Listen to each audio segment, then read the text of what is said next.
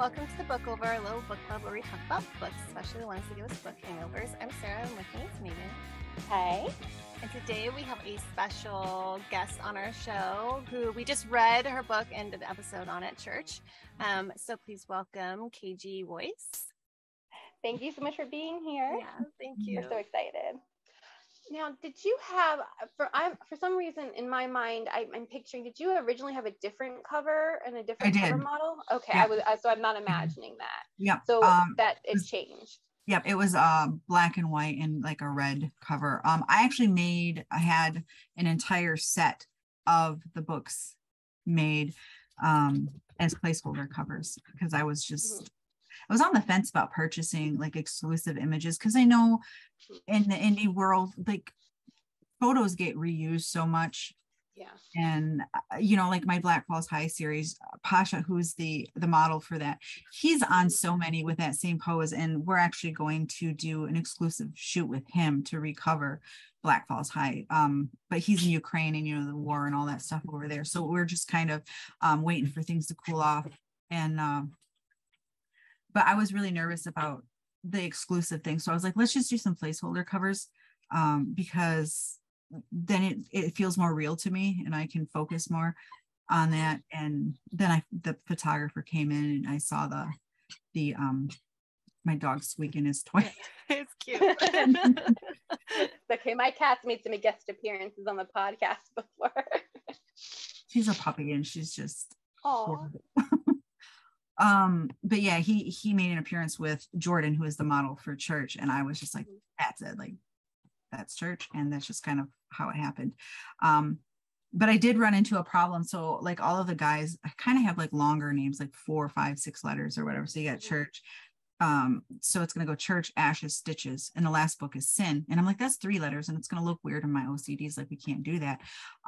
So in ashes, when it comes out, I'll give you a little like spoiler. When ashes comes out, sinful is how she refers to sin. So the 4th book is called Sinful rather than just sin, because the lettering had to work with my brain. So that's how that's going to happen. I like it. I love that you had to have more letters, so that's how the nickname comes about. That's so cool. Yeah, I have a thing with nicknames. Like I even my daughter, she's 16 and she's got friends in and out here.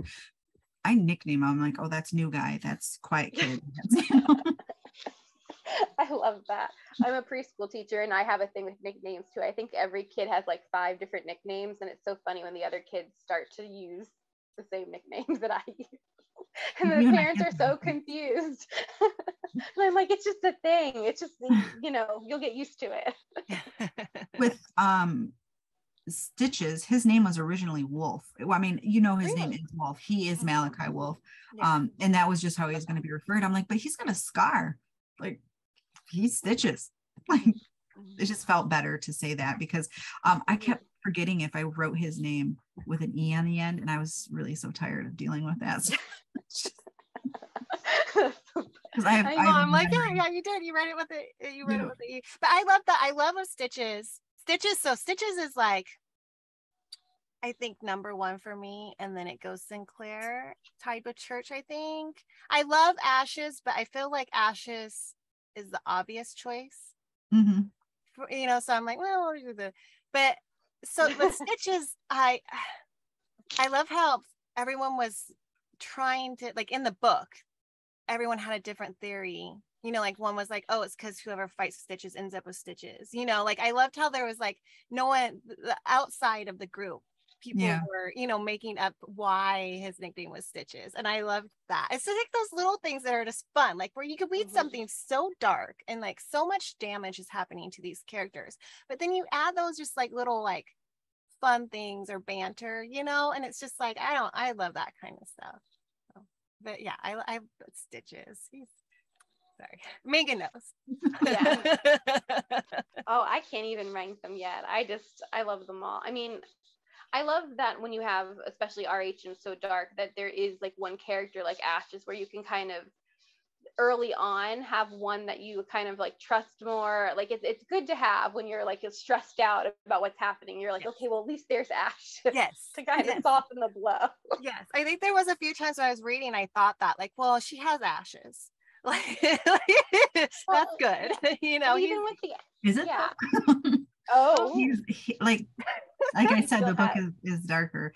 But yeah. I would say that out of, I mean, obviously they all love her and are devoted to her, but Ashes is just kind of, I think he's probably more sane than the rest of them are, Mhm. as far as like his thought process. I think he's more logical, and Mhm. he'll think it through, you know, where everyone else is more like, you know, Stitches, he'll throw hands. Yeah. And you Well, know, and even with the ending now, first of all, I love the ending. I thought it was so poetic that she screams for church, like, and then also like the repercussions of like how that can be interpreted. Sarah made a great point about Sin, how if Sin owns up to it, he could claim that he made her scream, right, Sarah? You said. That's what I said. Yeah, because he's the one who put her in there. So not only is it poetic, but you have all these questions of it. Now we're all wondering, like, also, like, is she going to, like, is this going to set her back with talking? Sarah and I have been predicting too, like, if it's all trauma or if there's something else. Oh my gosh, where was I? Yeah, but no, there's so many. I like that the ending is gray. Like, you know, like we get this cliffhanger that you know, it's not a horrible cliffhanger, because part of me was like, yay, she finally said something. She called for church, and that's gonna make church so happy. But then it's like, oh no, like what does this mean with the deal? And then I'm like, in my head, I'm like, well, it's gray because Sinclair could claim it. You know, Seth obviously is gonna try to claim it.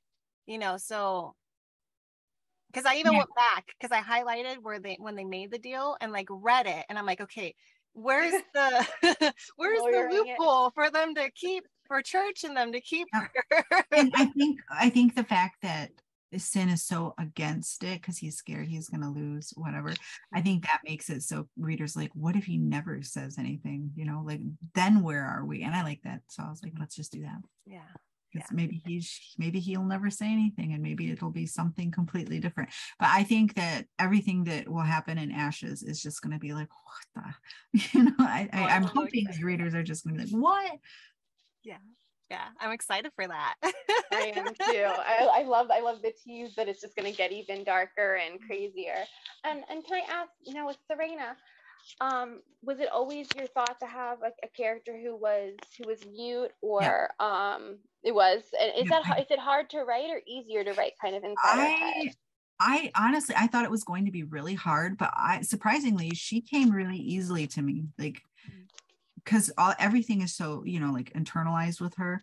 The only problems that I really had was like, I had a hard time not having her interact with her sister, because I really like, I was just like, I really want her to, but it had to be that way for you know, Ashes with her sister. Because Katie's another one of those characters where I'm just like, I love her. She's so feisty, and she'll go to bat, you know, like I really like her. I really loved her, just how like how she goes to bat for her, but just like the phone calls where she's like, I know you're in there, like she's you know, she's really not treating her any different, you know, she's still she's like, you're still a human, you're still my sister, I know you're in there, I'm gonna still talk to you, I'm gonna show you how to do makeup, I'm gonna give you advice, you know. And I just, you know, and I'm sad for her, because here's the younger sister now has this weight on her with her older sister and what happened to her, and like trying to be there for her and to be a good sister to somebody, and just being like, I just want to hear you talk again, you know. So it's like that's, you know, you even feel for her, you know, but like she just, for her being upbeat and being there, and she's like still calling her, I mean, gosh, her mom, I just want to like slap and be like, hello lady, you know. So it's just like the fact that like she is like still in her corner is just I think I put that on I have a thing for secondary characters. I will, like, almost every book be like, you know who I liked. And I think I listed her on a little graphic I made, because I was like, she's one of my top ones, because Megan and I think we would love to have a little, even a short story or something of hers, because we want more of her. I want to see her like visit the school and just like mess things up for the guys. And how she was with Bryce in the beginning was just hilarious. I was like, I love this girl. She's so her. Great. Yeah, I can't only imagine if she came to the school and like, yeah. Yeah, I like her. She's gonna have a bigger part in Ashes because obviously, you know, Serena's going through it. So Katie's gonna be like, hey, you know, what the hell is going on? You know, what's happening to my sister type thing. Because she really is all Serena had until she went to Chapel Crest and met the Watchers. And even that didn't work out so well for her. So, you know, that's really all she's got. Yeah. And I loved what she said about like making friends with, you know, like the biggest bullies kind of on the playground, and how it was practical for her at first. Like it wasn't just like, oh, I'm like falling for these. I mean, she obviously is falling for these dark guides and like it's waking up something in her, but also originally she's like being logical about it, and she's like, well, it is safer, because I've read so many books where I'm like just like, you know, just do it. Like I would just do it to be protected. Like, you know what I mean? It's like if you get kidnapped and you like appease the kidnapper and then you fall for them. But I really like that. Because obviously you're going to fall for them. Like that's just, yeah. Because every book is like, you know, holy reality. But I really like that aspect. I'm like, well, she's being practical. Well, because we haven't even talked about how there's like all these other forces that I'm sure are going to come into play, where we have the terrible headmaster, her awful stepfather, who are in cahoots. Who Church's knows what dad. Church's dad? We're like making lists of like all the potential, like there's just so many like potential villains, and I don't know. I think we can see like even a deeper plot we've yet to uncover. I can't wait until that headmaster gets his comeuppance from the guys. I think we yelled at the book several times where we're like, just see what's happening now. He actually has a bigger role in the second book, the headmaster. So it's like I'm nervous. I want it, but I'm scared. Yeah. If you hate him before, you're gonna hate him now. Really. Oh gosh. Oh God. I already hated him. I hope that he gets tortured very, very painfully. I hope Church hunts him in the woods. Ooh. I'm like, what's wrong with you to perk up on that one? Oh my gosh, I love it. He needs to move on from animals. Right. So for me, this is the first of your books, and Megan's read some of your other ones. So for like somebody who's new to you, who like discovered Church, like, do you have any recommendations on where to go next on your writing, like while we're waiting for Ashes? I think probably Black Falls High, because that like kind of opened up this entire universe, because I write the characters are going to cross over. So with Black Falls High, those characters are in my Kings of Bolton series. So the, you know, Fox and Enzo and E and Cole show up in my Kings of Bolton series, and they're rivals. And then the Kings of Bolton will go to their school because they move on to college. So you see them in college, and then they'll meet somebody named Spectre later on. So I'm building this whole universe where everyone's connected. So I think Black Falls High would be the way to go, and then bounce into Kings of Bolton because of all the crossovers. And you know, eventually I have a book out called Barely Breathing, which is a standalone. It's a female bully that's really dark too, but those characters will show up later in Mayfair. So like I'm trying to build this just giant universe where everyone's like, oh, what's this guy's story, and then you can just go read it. Yeah I love that. I love universes so much because I get attached to my characters. So and even like the secondary ones. So it's like if I have a chance to like find out a little bit more of them or see that connection, I love that so much. And it's crossovers are just so exciting in general, when you have your favorite characters meeting your other favorite characters, and maybe they get along and maybe they don't. That's great. Yeah, people were freaking out about the Kings and the Horsemen crossover. They're like, oh my God. And then when they came into the story, it was like seeing a rock star, because they had grown so attached to those characters. And then, you know, I threw them for a loop with how the Kings of Bolton ended with the second book, and they're like, oh my God, what is happening? You know, we hate him, we love him, what are we doing? You know. I love it. And I'm just like, you know, nobody's really all good in my book world. So I was like, well, it's just doing their thing. Okay. Love that. What draws you to write the darker side? Probably because I'm a little bit weird. So I used to That work. we're all weird. Yeah. Voice for the weirdos. I used to work on an ambulance, and I met so many different people, from, psych patients, to, just little sweet old ladies. So I kind of, because of all the stuff that I've seen and all the work I've done, because I've worked in the emergency room and things like that too. But I've like seen so many different sorts of people, and I've always been one of those, like, kind of a people watcher, like, what's their story? Like, if I was going to give them a story, what would their story be? This psych who, I had someone throw a frozen turkey at me once, and I was just like, I could use that. Like, I'm not mad, like, I'm going to use this. Like, it just, I love that. but yeah, I just pick people out of a crowd, and I'm like, man, that guy's got a great tattoo, I'm going to put that on a character or something like that. I love that. So you see inspiration everywhere, kind Yeah. of like a student of, like, I guess, so kind of sociology a little bit. Yeah. Yeah, I love that. So how did you get into writing? Have you been writing just kind of forever? How did you get It's into always been, I was, the first book I ever read was Great Expectations by Charles Dickens. I was like 5. My grandma got it for me. And I remember reading that book, and it's still my favorite. And ever since then, it's just been like writing. There's little stories and songs and poems and things like that. And as I got older, I actually wrote a series before I started publishing, and it was fantasy in third person, and I hate third person, so I don't know where this even came from, but I wrote it in third. It's about a dragon and a princess, that sort of thing, and I never published it. And my husband read it, and he's like, why don't you publish your stories? These are great. And I'm like, oh, I don't know what I'm doing, and all this stuff. And then he just kept pushing me and nagging me, and I'm like, all right, fine, I'll do it.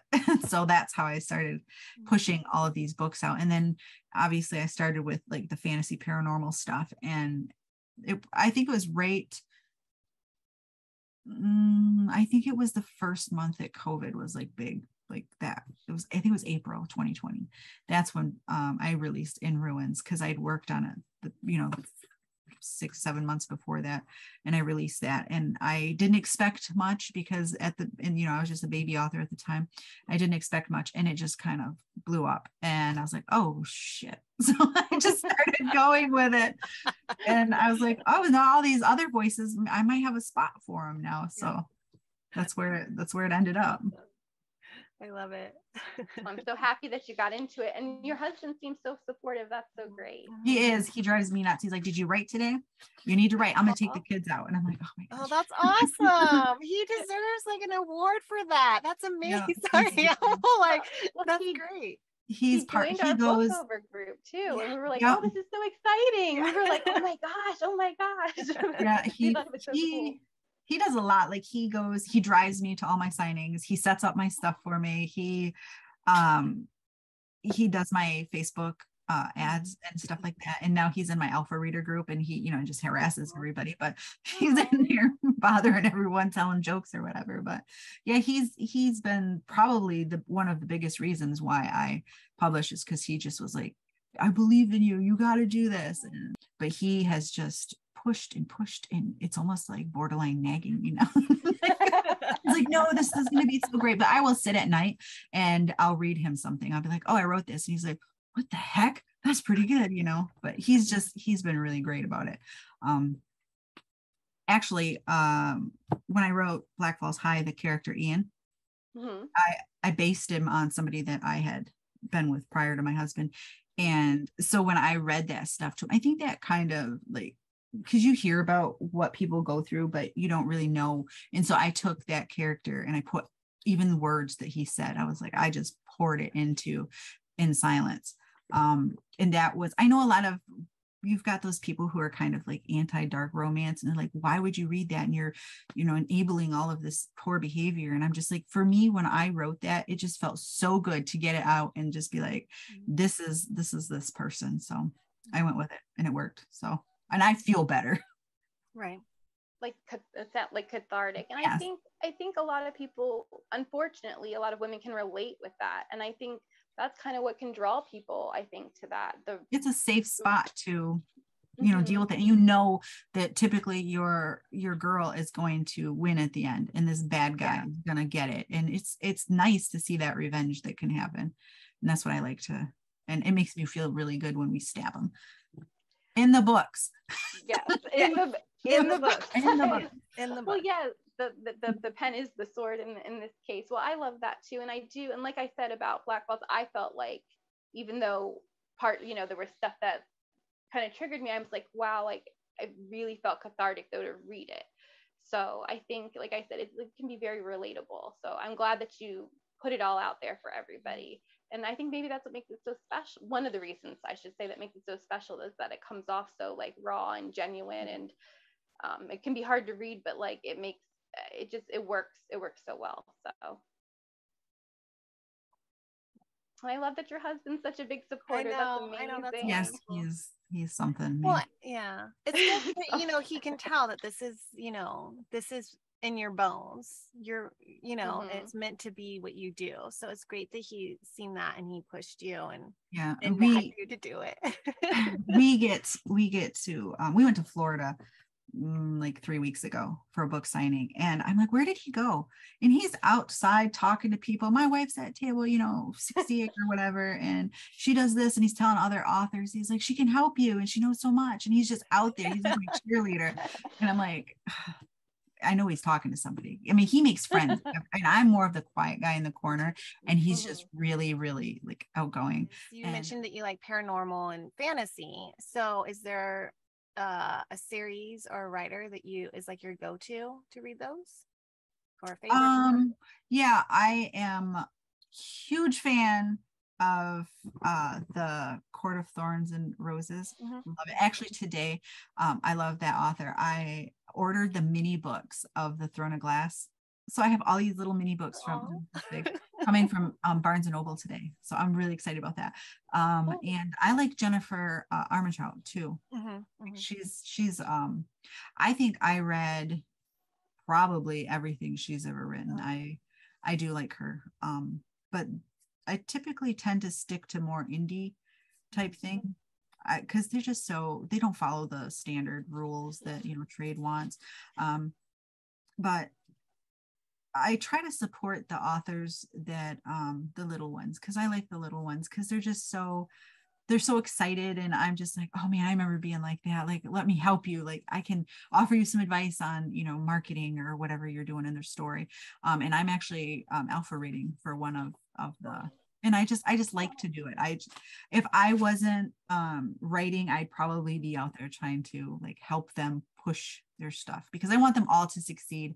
And I get so bummed when I see their little, I'm going to give up. Like, no, I was going to give up so many times. Yeah. Don't, just keep going. It's almost like you have to hit the market at the right time. So I'm just like, just keep writing. Even if you don't release it, just keep going. Because at some point that story is going to be something somebody wants. And that could be the one. So I get so sad when they were like, oh, I don't want to do it anymore. I'm just spending so much money. I'm like, man, I was in the red or black or whatever we do for accounting. I failed that class, but whatever we do for that, like, you just got to keep going. I was, negative $10,000, and I'm selling off things I own to pay for covers and editing. And my husband sold off, he was huge into Magic the Gathering. He sold off all of his cards to pay for editing when I was releasing Oracle, which was a paranormal I wrote. And he sold everything off to get it out there, and to send me to a writers conference in Detroit. And he was always just like, whatever he could do, we do it. So he got like nice birthday presents and stuff now. Oh, that's really amazing. Yeah. And I love that about the indie author community, when authors are supporting other authors like that. And we see those posts too, and it is so sad. So it's nice, for any authors or aspiring authors, because I think so many people are. When you love reading, I think everyone's dream secretly in the back of their mind is to write. So that's so nice to hear. And I love that you're alpha reading and helping other authors out. That's so special. Yeah, I like doing it. And I'm just like, if you did this, that could work better for your story. And usually they listen, because they'll be like, oh yeah, I can see it. Or I'll write it out. I'll be like, if you did it this way, I'll just have random authors in my inbox who's like, hey, can you read, this opening for me? And I don't mind even rewriting it and sending it back and being like, try this. And then if this works, you can keep it. Like, I don't even care. Like, I want you to, if it inspires you to finish your story, then by all means take it. Cause I'm never going to use it. Right. Yeah. Oh, wow. That's amazing. That's really amazing. I love that. So you guys are going to be in for a huge, huge shock with Ashes. I don't think anyone's, I'm just so excited because no one's going to predict where I'm going with it. Ooh. And I'll probably actually write a ton today on it. Yay. Well, we're ready for the ride. I'm nervous and scared, but like mostly excited. And just I always tell the readers, pay attention to who is in the story, because if you don't see, they'll get their page time in this series, but you're going to see them later in other books. And even the tiniest side character you may see somewhere else. They'll mention it. You'll be like, wait, I know that name, sort of thing, because everything's just connected in all of my books. So I'm just in Sully. I can't wait to just dive into how crazy he is. Oh, that's so exciting. I mean, I'm excited for the whole world. Yeah. I'm excited to dive into all the other series and see that universe come together. Oh, I'm nervous now, but I'm really excited. It's a good nervous. It's a good one. Mm-hmm. So yeah, it's a devour the book like in a day. Hopefully. I don't know. I have to read these books so many times before they go to publishing. I probably should hire someone to do it for me. I read them about 2 times. After my editor gets them back, I'll read them twice. And by the time I'm done with it, everything just kind of blurs together on me. And I'm like, oh God, I don't want to read it again. But then a couple weeks later, I have to, because I can't remember anything and I don't write anything down. So then I got to go back and like, what color was his hair? Stuff like that. Yeah. Well, thank you for doing that though, because that's one thing that like we will catch, like the eye color changed and we're like, wait, did he have brown eyes? So it's nice that, I love it when people are actually like double checking that. Yeah, I try to. I'm just like, I think it was blue, but I better check. So then I'll ask my alphas, hey, was his eyes blue? And they're like, I don't know. Oh, check. And then they'll send me, and I'll be like, oh, thank God I don't have to go read it. I don't want to read it again. I've read it like 3 times. Oh, I love it. Thank gosh for alphas and betas. I know I think one of your betas freaked like the whole everybody out because they had like 4 of your upcoming books in their Kindle. I got so excited. I was like, Megan is coming soon. They were like, how do we get this? And it's like with comments, she's a beta reader. Yeah, I think you'll probably see Ashes right around, I want to say September. I think that's the date I'm aiming for that month is that. But I have a lot of releases in that little time. There's Maybe Rise and Deadly Little Promises and Ashes. And that's going to be a huge 3 months there. And so if Ashes gets moved, if anything gets moved, it's probably going to be Ashes to October if I can't hit September. But I honestly wanted Ashes and Stitches to come out by, this by the end of the year, both of them. And then finish out like January with Sin. But I don't foresee that happening, but I'm going to try for it. Like, that's my goal. Like, that's the goal. But if I overshoot, because I always put the placeholder dates way far out, like a year, because things happen. Like I was in a car accident in May, unexpected, someone pulled out in front of me and my wrists were messed up and I was in braces. So I couldn't type for like 3 weeks. So then I ended up having to push things back and it just messed everything up. So that's why I put those dates way far out. And I know that like some readers, which I take kind of as a compliment when they're like, I can't handle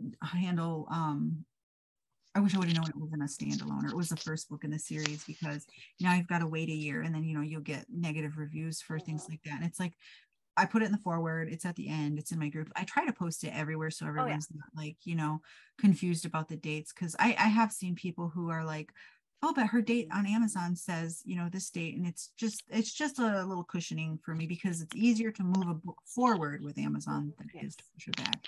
That's why those dates are the way they are. So if like Pretty Little Sins, book 2 in Kings of Bolton was written and ready in February, but then we had to go through another round of editing because I needed it re-edited because I used a different editor, and my OCD just can't. So I had my editor get it. And so it could have been released in February, even though it has a September 2022 release date.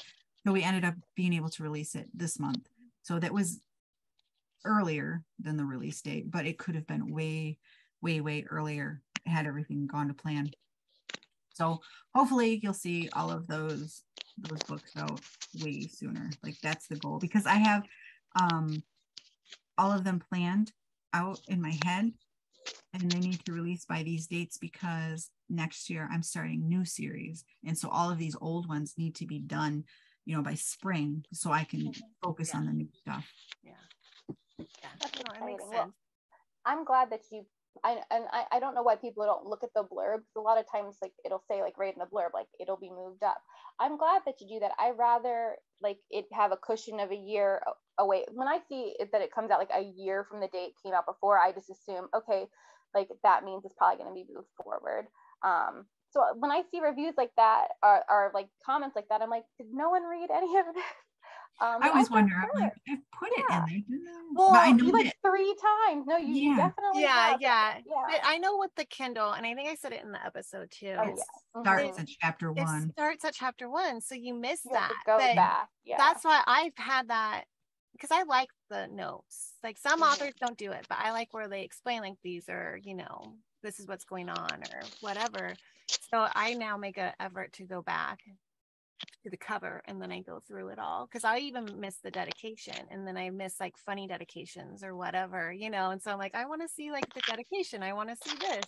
So now I just know. But like, yeah, I mean, my thing is if it takes a long time for the second book to come out or the third book, then it just gives me a chance to reread the book before. I do. I reread books so much. Like I've seen other readers who are like, oh God, I only read it once and I'm not going to read it again. And I'm like, oh my gosh, I read books over and over. Like I really enjoyed it. I'll read it 10 times. I don't even care. Yeah, it's just like rewatching a movie. To me, I'm like, I have no problem rereading a book if I really like it. Yeah. Well, I'm really excited for everything that you have coming up. Oh my gosh, there's so much. So I guess it's going to be a busy, like late summer, early fall for you. Yeah, it is. I should do a cover reveal of Ashes probably. I want to say it's probably going to be sometime next month. So exciting. And the model is so beautiful. He's exclusive too. Oh, and before we go, I wanted to mention that I saw that you had like a fundraiser for the model that you mentioned who's in the Ukraine. I think it's so amazing that you have a relationship and are giving the fans a relationship with these cover models that, like you had said, I had seen him on covers for years before. So that was so cool nice that you like actually reached out to him and got to know him and put it into the group. So I love that you kind of made this connection. Yeah, I speak to the model for Ethan too. He's over in Ukraine as well. He's not in such a bad area as our Fox is, Pasha, but they're so funny. Like it's great to get to know them because they see themselves on the cover and they're like, oh my gosh, what did I do in this book? Like just all the dirty things. That's what you did. But it's fun. I like to get to know him too. Like the cover model for church, we've had conversations. I'm sending his mom a copy of the book. Like he was so excited for his mom to see it. And yeah, so it's pretty cool. And actually I'm looking at him and his girlfriend doing a cover together for me for next year. So it's really cool to like get to know all of these people. And they're so nice. All of them are just, That's so cool. It's I mean, I can't express how, again, I've seen him forever. And then you are the one who reached out to him and made him like, like more yes, and especially with the story of them being in the Ukraine and everything, I just think that that's, you know, really great. That I think we raised just over $1,000 for him. And he sent me pictures of him going out into their community. He's never held, you know, a weapon or anything. He's not lived that life, but he's out there in all of his gear, and he's just giving away food from the money that we raised, and he's helping people. And it was, you know, really nice that we could be able to help him out a little bit. Yeah, that's so fantastic. It really is. Well, I hope we get to hear more. I love that you have that connection, and yeah, we'll definitely be following that. And if anybody is not in the group, you got to join it. It's a great place for information. Yeah, I'll probably actually post on Ash's excerpt probably later tonight. I was going to do it yesterday, and I got super. Another one. Oh, yeah. I'm excited. Okay. Well, we appreciate all the teasers. Yeah, we love the teasers. Yeah, they're it's fun. My disorder. I'm like, I can't hold it back. I got to put it out there. Yeah. I'm okay with it. I'm okay. I'm good. I'm okay with little hints here and there. I'm the same way with surprises. I'll get Christmas gifts for my husband. The kids, they can wait. But him, I'm like, early. So, you know, I'm the same way. I need you to tell me no, because I really want to give it to you. Just tell me no. Yeah. And I'll be like, are you sure? Can I even wrap it? Can I just hand it to you now? That's awful. I'm terrible like that. It's my sickness. Well, thank you so much for taking the time to talk to us. We really appreciate it. I'm so excited to just read more and everything. Yay. Well, that teaser will be in there today, so. Yay. Well, we're definitely going to read it. Yes, thank you so much. We were, you know, we love church. We were like, oh my gosh, we have to ask her on. And then it happened so fast. So we were like so excited you said yes, and the timing worked out. So thank you for doing this so quickly with us. And it's been so much fun. I mean, I could talk to you for hours, honestly. So thank you. It really means a lot. Big fan.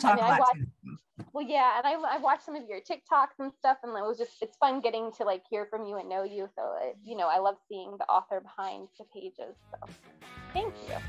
You're welcome. Thank you, everyone, for listening. We hope you enjoyed our chat, and we'll see you next time on the Book Over. Bye. Thank you. Bye.